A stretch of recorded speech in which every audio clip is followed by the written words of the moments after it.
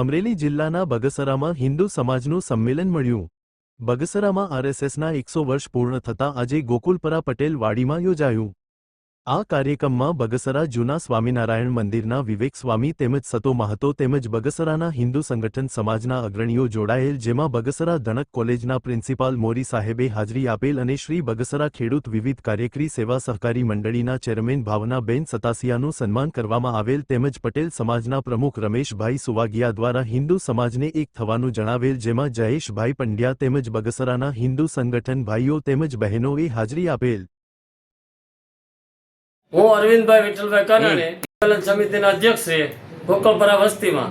આજે આરએસએસના 100 વર્ષ પૂરા થયા, એ નિમિત્તે હિન્દુ સંમેલનનું આયોજન ગોકુલપરા વસ્તીમાં કરેલ, જેમાં હુડકો તથા ગોકુલપરાની મહિલાઓ કળશ યાત્રા સાથે શહેરની અંદર નગરચર્યા કરી બેન્ડ વાજા સાથે ગાજતા વાજતા રાસ સાથે અહીંયા સ્વાગત કરેલ। આ પ્રસંગે સ્વામિનારાયણના મહંત શ્રી વિવેક સ્વામી ઉપસ્થિત રહી એમણે પણ હિન્દુ સમાજ વિશે ઉદ્બોધન આપેલ, તેમજ મુખ્ય વક્તા તરીકે ધાણક કોલેજના પ્રિન્સિપાલ શ્રી મોરી સાહેબ ઉપસ્થિત રહી સૌને માર્ગદર્શન આપેલ।